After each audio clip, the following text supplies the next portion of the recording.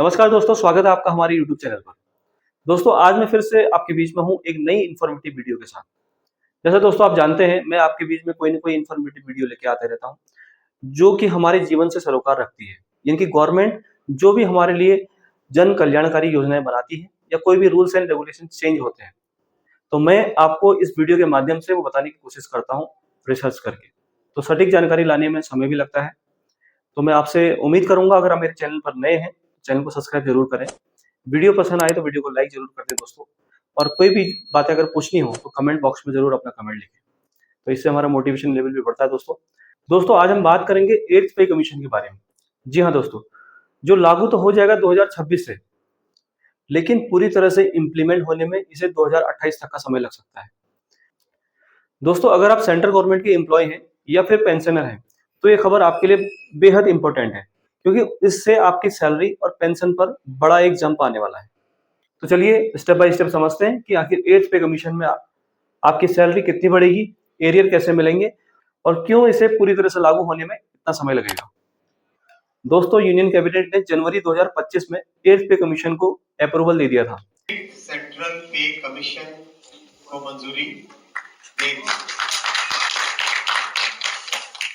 8th central पे commission आप सब जानते हैं 1947 से अब तक 7 पे कमीशन हुए हैं, लेकिन अभी तक ना इसका ऑफिशियल नोटिफिकेशन आया है, ना कोई टर्म ऑफ रेफरेंस बने हुए हैं। मतलब प्रोसेस अभी शुरुआत में ही है, लेकिन इफेक्टिव डेट ऑलरेडी फिक्स कर दी गई है दोस्तों। वो डेट है 1 जनवरी 2026। यानी कि एम्प्लॉइज को एरियर मिलने का रास्ता साफ है।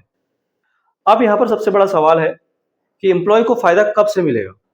कमीशन 2026 से माना जाएगा 8th पे कमीशन का, लेकिन जैसा कि पहले भी हुआ है, पूरी तरह से इम्प्लीमेंट होने में 2 से 3 साल का समय लग जाता है।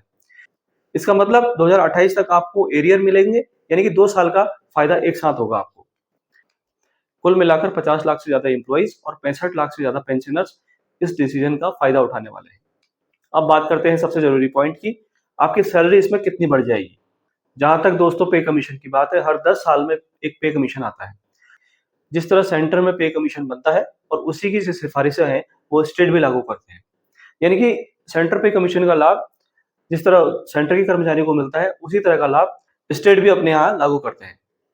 तो दोस्तों मान लीजिए लेवल 6 के एम्प्लॉय हैं आप, आपकी एग्जिस्टिंग सैलरी स्ट्रक्चर कुछ ऐसा है।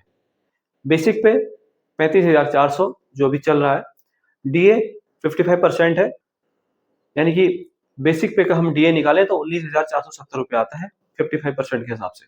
एचआरए जो मेट्रो में मिलता है, और जगह तो एचआरए कम मिलता है, मेट्रो सिटीज में एचआरए 27% के आसपास है। तो इसका हम एचआरए अगर निकालें तो 9,558 रुपये इसका एचआरए बनता है दोस्तों। तो टोटल सैलरी आपकी होगी 64,428 रुपये। ये तो हो गई 7th पे कमीशन की बात। अब अगर फिटमेंट फैक्टर 2.46 होता तो आपकी नई सैलरी होगी, जो अभी 6 लेवल का मैंने आपको एग्जांपल दिया है, लेवल 6 का, तो उसकी सैलरी अब कितनी होगी 8th पे कमीशन के बाद 2.46 फिटमेंट फैक्टर लगने के बाद। दोस्तों न्यू बेसिक जो होगा वो 35,400 इंटू 2.46 ये फिटमेंट फैक्टर है, यानी कि इक्वल टू हो गया आपका 87,084 रुपीज। डीए इसमें रिसेट हो जाता है, क्योंकि नया बेसिक ऑलरेडी इन्फ्लेशन एडजस्ट होता है दोस्तों। और एचआरए इसमें जुड़ जाएगा 27% केंद्रीय कर्मचारियों के लिए जो मेट्रो में है।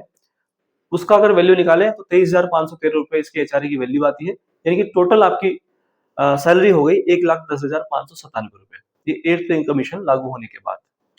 तो यानी देखा जाए तो सीधी सीधी लैंग्वेज में अगर समझे तो आपकी सैलरी जो लेवल 6 की हम बात कर रहे हैं, उसकी सैलरी में 70% के आसपास इसमें जंप आएगा दोस्तों। अगर हम लेवल फर्स्ट की बात करें तो उनके लिए भी कुछ कवरी है दोस्तों। उनकी बेसिक पे जो अभी 18,000 के आसपास है, वो बढ़कर 8th पे कमीशन के बाद 44,000 तक हो सकती है। अब समझते हैं फिटमेंट फैक्टर और डीए रिसेट का, इसका फंडा आखिर है क्या, इसके बारे में बात करते हैं। दोस्तों फिटमेंट फैक्टर सिंपल वर्ड में अगर समझे तो एक मल्टीप्लायर होता है।